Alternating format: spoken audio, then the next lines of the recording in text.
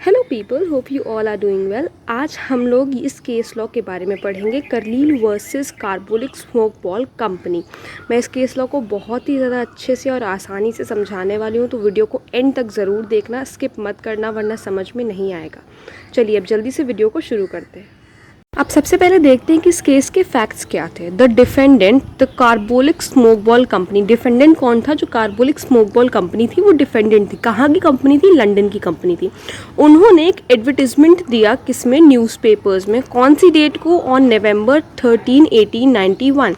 13 नवंबर को 1891 में उन्होंने एक एडवर्टीजमेंट दिया। वो एडवर्टीजमेंट क्या था? वो अपने प्रोडक्ट को स्टार कर रहे थे, stating that it's product the carbolic Smoke ball when used 3 times daily।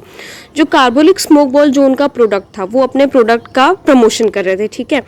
उन्होंने उसमें ये लिखा था कि अगर 3 टाइम ये स्मोक बॉल डेली यूज़ करी जाए 2 वीक के लिए, तो वो प्रिवेंट करती है कोल्ड को और इन्फ्लुएंजा को। मतलब कि अगर आप ये स्मोक बॉल खा रहे हो जैसे जैसे इन्होंने बताया है एज पर डायरेक्टेड, उस हिसाब से, तो आपको इन्फ्लुएंजा नहीं होगा और कोई मतलब फ्लू की बीमारी नहीं होगी, कोल्ड नहीं होगा, ठीक है।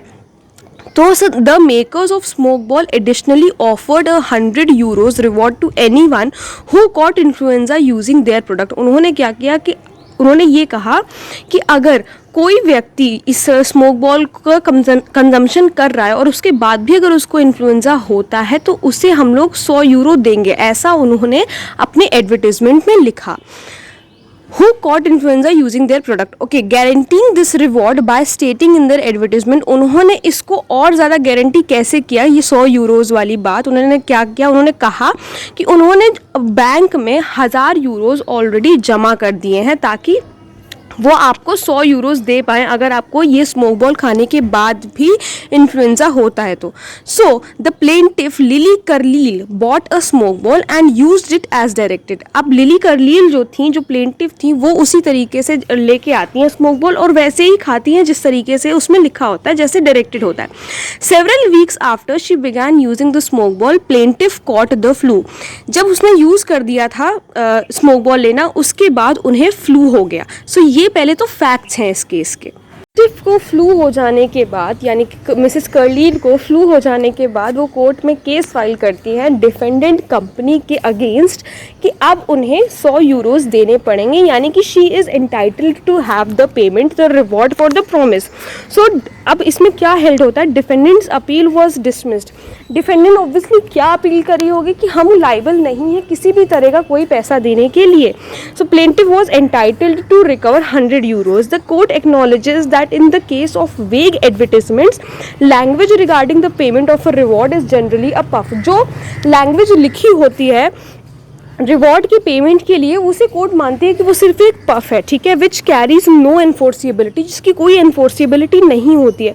In this case however defendant noted the deposit of €1000 in their advertisement as a show of their sincerity। because defendant did this, the court found their offer।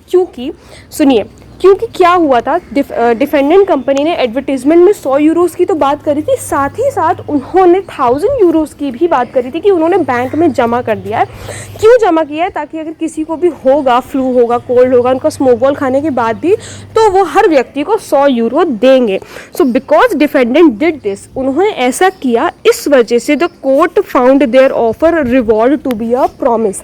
इसी वजह से जो उनका रिवॉर्ड का जो ऑफर था, कोर्ट समझती है कि उन्होंने प्रॉमिस किया अपने सारे कस्टमर्स से, जो भी खरीदेगा, backed by their own sincerity. तो इस केस में क्या हेल्ड हुआ था? डिफेंडेंट को €100 देने पड़े थे प्लेंटिफ को, यानी कि मिसेस करलील को €100 देने पड़े थे स्मोक बॉल कंपनी को। So this is the whole case. I hope आप लोगों को समझ में आ गया होगा।